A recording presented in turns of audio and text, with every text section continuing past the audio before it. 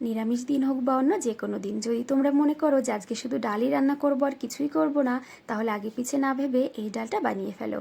তো সবার প্রথমে একটা ভাজা মশলা আমি রেডি করে নেব। তার জন্য গোটা জিরে, গোটা ধনে আর দিয়েছি শুকনো লঙ্কা। তো খুব ভালো করে একটু ভেজে নিয়ে ঠান্ডা করে তারপর গুঁড়ো করে নেব।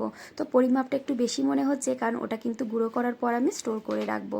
তো তারপর কড়াইতে তেলের ভেতরে লবণ দিয়ে বড় করে কেটে রাখা পেঁপেটা বেশ লালচে করে ভেজে নিয়েছি। এবার কড়াইতে যে তেল ছিল ওই তেলের ভেতর দিয়ে দিলাম হাফ কাপ মতন মুগ ডাল। তো ডালটা দেওয়ার আগে আমি কিন্তু সুতির কাপড়ে খুব ভালো করে মুছে নিয়েছিলাম।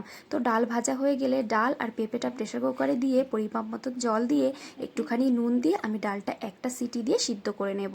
তো তারপরে ফোড়নের জন্য এখানে আমি তেলের ভেতর দিয়ে দিলাম গোটা জিরে, শুকনো লঙ্কা আর দিয়ে দিলাম তেজপাতা।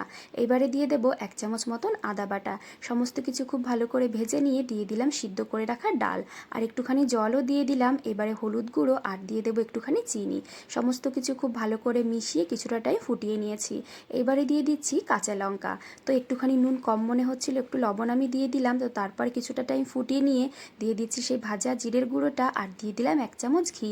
এই মশলাটা দেওয়ার পর না ডালের থেকে যে এত সুন্দর একটা সুঘ্রাণ বেরিয়েছিল, পুরো রান্নাঘরটা মম করছিল। তো দেখো এখানে কিন্তু আমার ডাল রান্না হয়ে গেছে। ডালের কালারও যেমন হয়েছে, খেতেও কিন্তু দুর্দান্ত হয়।